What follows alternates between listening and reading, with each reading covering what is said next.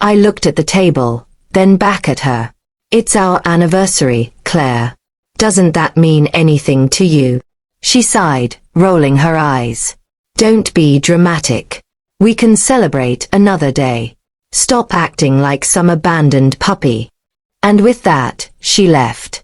The door slammed behind her, leaving me staring at 2 untouched plates of food and a room filled with silence. That was the night something inside me broke. Or maybe it awakened. For years, I had given everything to this marriage. My time, my energy, my heart, only to realize that she valued strangers at a party more than the man who loved her. So, I made a decision. I didn't yell. I didn't argue. I didn't even wait for her to come back. That night, I packed a single bag, grabbed my savings, and walked out of the life we had built. I left no note, no explanation, just absence.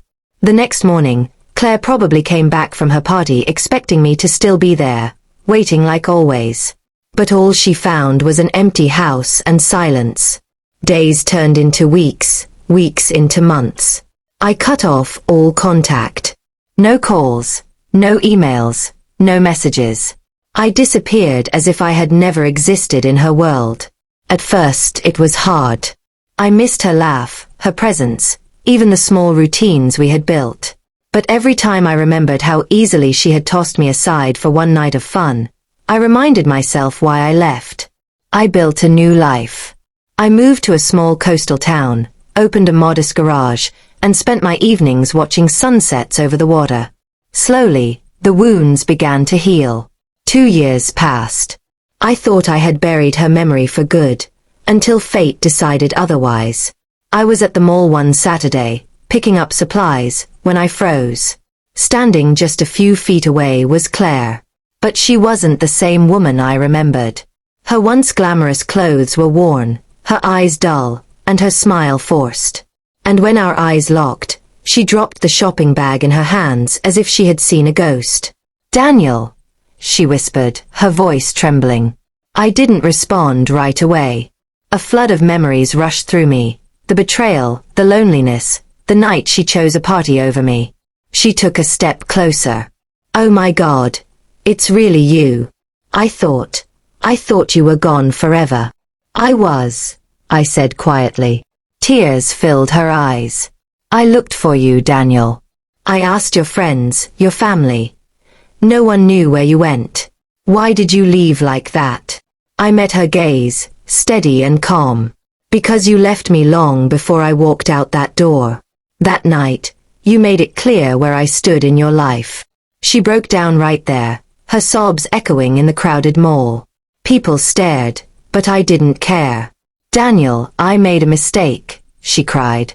"I thought I was chasing excitement, but I lost everything. You, us. I'd give anything to go back." For a moment, the old part of me wanted to comfort her, to believe her words.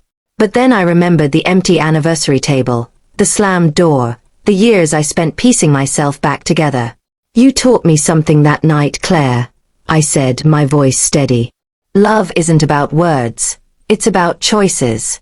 And you chose a party over me. Twice. Once when you walked out, and again every day after, when you didn't come looking." Her face crumpled with regret. "Please, give me another chance. I can be better." I shook my head gently. "It's too late. I already found myself.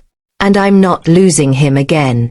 With that, I turned and walked away, leaving her standing there among the echoes of her regret. And for the first time in years, I felt free, not from her, but from the weight of her betrayal.